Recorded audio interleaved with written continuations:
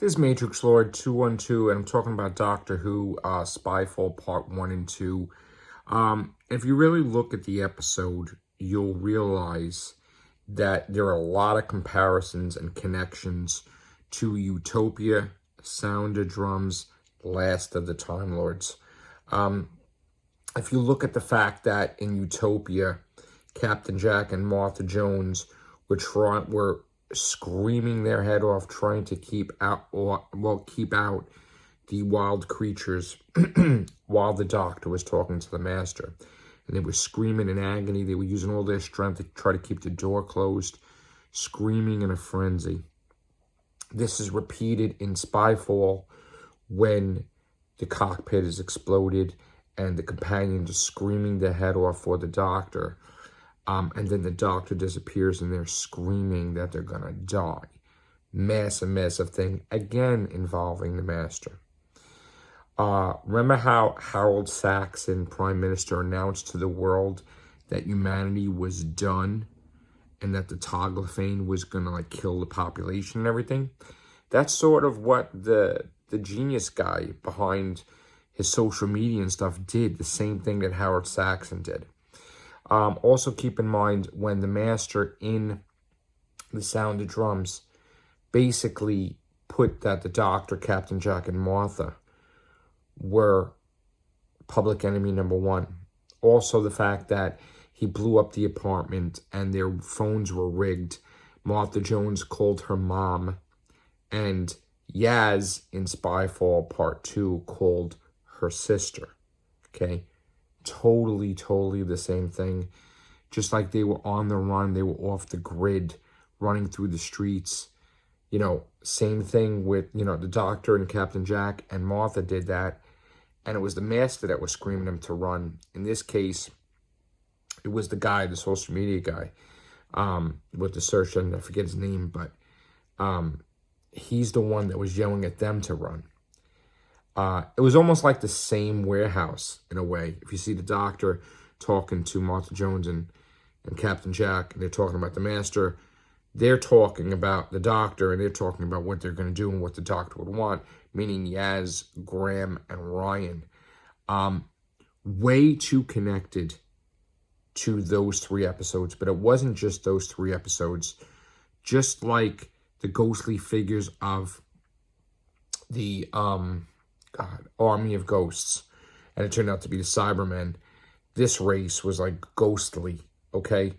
Also, there are other episodes that connect to Spyfall, and that is Dark Water, I believe, and Death in Heaven, because basically the Missy tells the Doctor in that she has a message from home and away, that Gallifrey got out of the pocket universe, and he's like, where? And she wouldn't tell him. She's like, why would she make it easy for him? And basically that's the same thing that the Master said to Jodie. Why would he make it easier for her to learn about Gallifrey?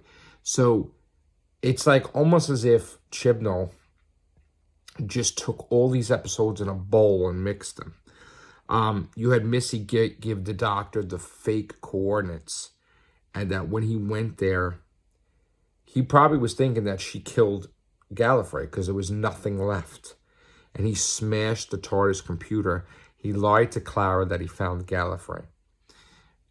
We also found out in Hellbent that they did get out of the pocket universe and that they were at the extreme end of the time continuum for their own protection. They were at the end of the universe, give or take a star system. And I'm saying the exact words that the General said because I don't want there to be any room for error about them getting out of the pocket universe. They were out. And if you want to know why they would leave the pocket universe, all you have to do is go back to Day of the Doctor when they're explaining to the General their plan. And the Doctor was telling the General that they were going to do this. And the General was petrified because he felt that if they were in the pocket universe too soon, they would die of agony. So it was learned that it was a quick fix, a temporary fix, and that once they got in there, they would have to find a way out because they would all die.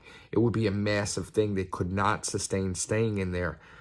And it wouldn't be a thing where they'd be staying in there for years, decades, centuries. This is why it was imperative for them to figure out how to get out of there. In Time of the Doctor, when the Doctor was told by the Daleks, we're asking where the Time Lords are, he did not tell the Time Lords his name in the cracks because that would let them out and the Daleks would kill them all. They would kill Gallifrey, would kill everything. So he risked growing old defending that town in Trenzalore, not just for the town, but also for Gallifrey. And Gallifrey helped him out and gave him a new cycle of regenerations and gave a little extra buzz with that regeneration to blow up the Dalek fleet and the ship and everything else. So, and the Time Lords, of course, they changed the future so the Doctor would live. Again, that's why Capaldi was upset when he couldn't find them. But then in Hellbent, he knew where they were.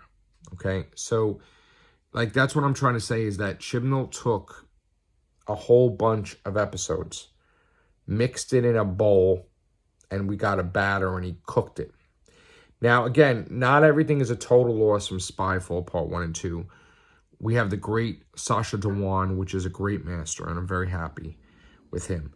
So we got that. But everything else is really a... Now, some would say that it's an inspiration, that maybe Chibnall was inspired by RTD and Moffat to put stuff that he liked from their episodes in his episode.